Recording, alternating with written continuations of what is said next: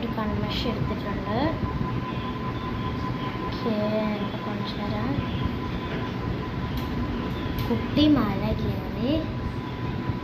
കയറിയപ്പോൾ മഴ പെയ്തു. എന്നിട്ട് അവൻ കുട ചൂടി.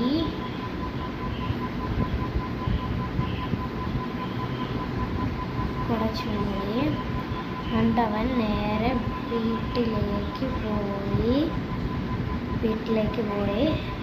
അമ്മ 2 ഉണ്ണിയപ്പവും ഒരു പഴവും കൊടുത്തു.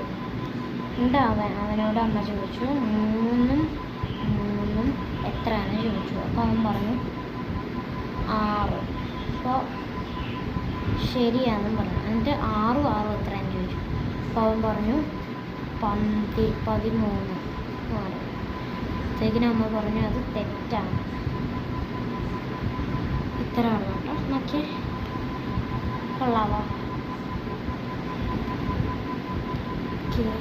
എല്ലാവർക്കും ബൈ.